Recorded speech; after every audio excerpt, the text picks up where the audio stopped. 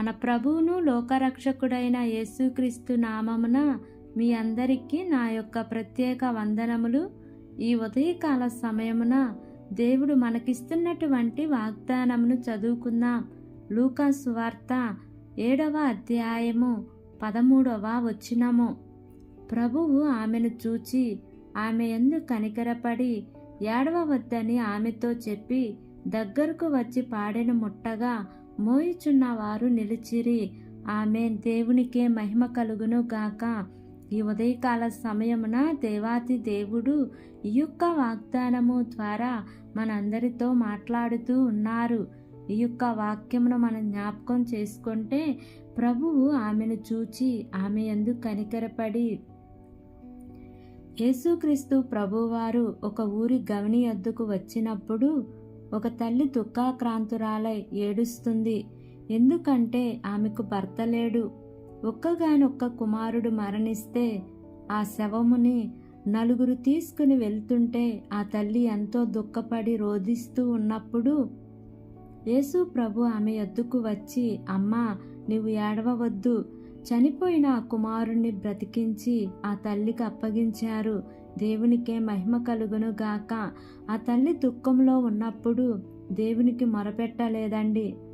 తన దుఃఖమును బట్టి ఆ తల్లి రోధిస్తూ ఉన్నప్పుడు యేసుక్రీస్తు ప్రభువారే ఆమెను గమనించి ఆమె యొద్దకు వెళ్ళి ఆమె దుఃఖమును తీసివేసినారు.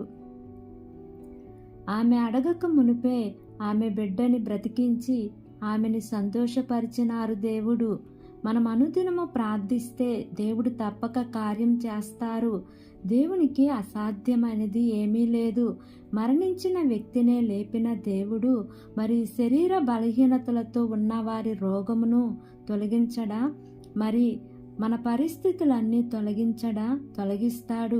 నీవు విశ్వాసముతో దేవునికి ప్రార్థించు. తప్పకుండా నిన్ను కాపాడతారు, రక్షిస్తారు, నిన్ను బలపరుస్తారు. అట్టి కృప మీకు తోడై ఉండును గాక. ఆమేన్. ప్రార్థన చేసుకుందాం.